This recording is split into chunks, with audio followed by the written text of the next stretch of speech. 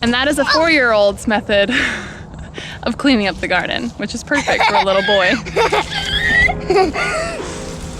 Here we go.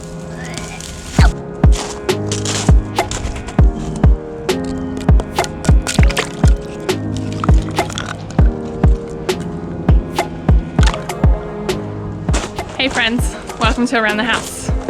I'm Tanya, and today we're talking about putting the garden to bed for the winter.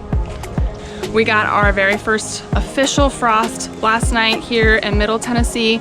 We're in zone 7B, so it is a little bit earlier than we normally get it. I'm gonna head down in the garden and see what kind of damage it did and show you my process of cleaning up the garden for the winter, what I add to the garden, how I clean up the garden. I don't just rip them out of the ground. There's also a science to healthy soil with that. Hey kitties. It's cold, isn't it?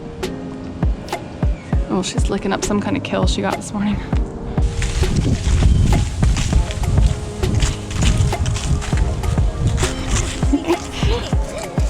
Everything looks so dead. Can I pull the tomato vines off? Yeah, anything that looks dead, it looks very dead. It's probably fun. Holy cow, they're on there tight. So you see how everything is all crispy? Yeah. The cell walls of the plants have been destroyed by the cold. I know. Okay, so you can see everything is very dead. Very, very dead. One of the things with garden cleanup that I do in the winter, I do not just come down here and yank my plants out. I take a good sharp shears and we're gonna cut these plants off at the base of the soil, leaving that root system in there for the garden, and it's gonna break down and feed the soil, but it's also gonna be food for all the earthworms and the healthy bugs in the soil. So this is something that I've been doing the past couple years, and my soil health has definitely shown that this works really well. So let me show you how to do that. And I'm just gonna cut.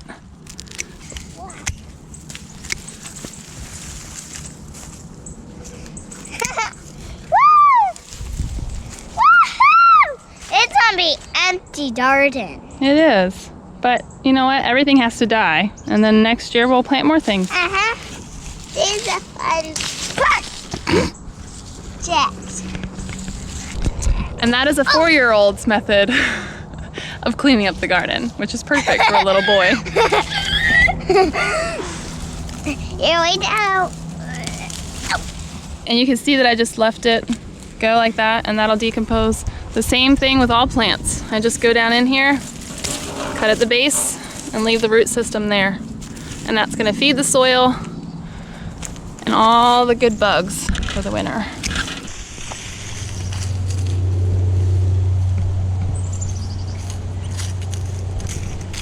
Poor garden. Why do you think it's poor garden? They don't have any more food.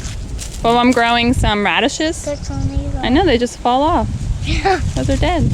Before I pull off all of these tomatoes, I will take some of these fruits and I will just let them fall to the ground. Those will become my volunteers for next year. So when I have volunteers pop up in my garden, it's usually because I've left food just fall. Sometimes the chickens or the critters will find them, but I usually have a lot of volunteers in my garden because I just let the seed fall to the ground. Great method, right? Hey, it works for me.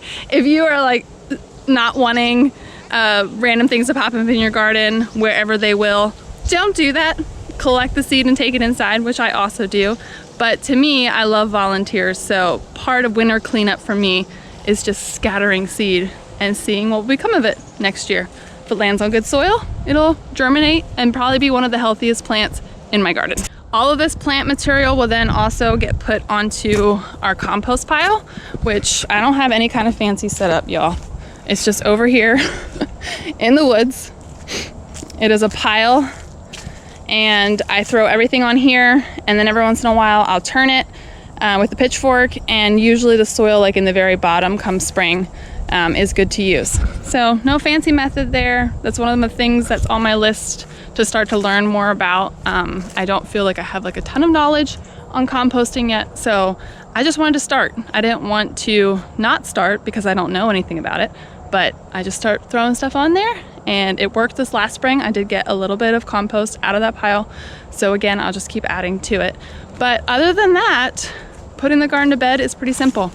So something that my grandma, my Amish grandmother, always did was give marigolds to her chickens. My mom said that she always said it made their yolks more yellow.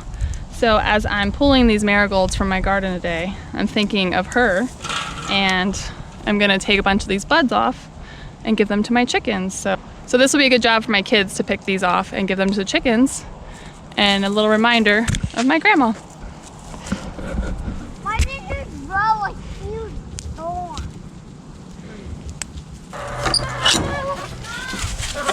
Don't come out.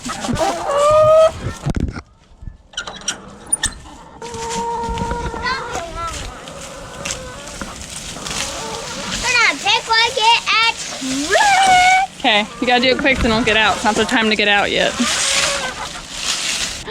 All right. Let's go rip up some more.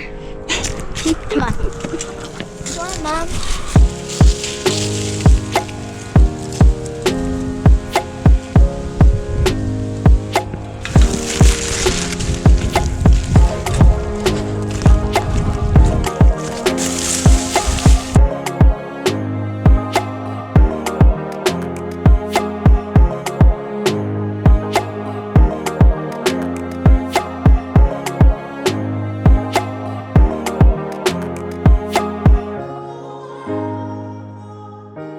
I do not put everything on my compost pile.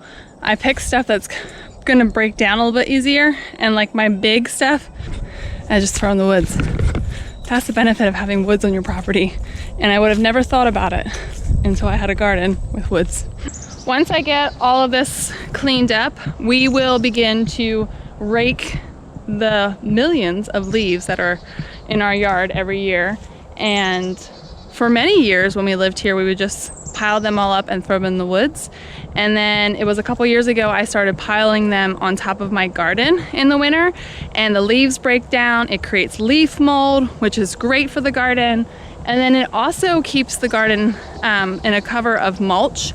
So when all those weeds want to pop up in the spring again, they don't grow as fast. Sometimes they don't grow at all because the leaves are still laying there, creating like a mulch. So I do not let any leaves go to waste now. I layer them thick all over the garden. So we're gonna rake all of these leaves up. We're gonna put them in the garden, just like we did with the chicken coop. We're gonna put all these leaves in the garden. You're gonna help me with that? Yeah.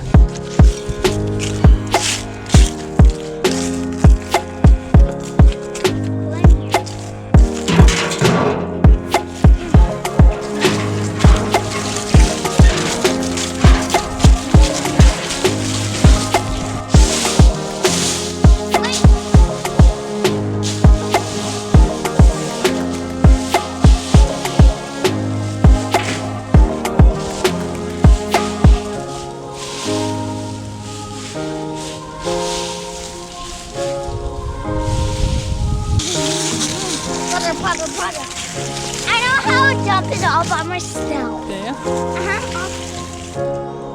Uh-huh.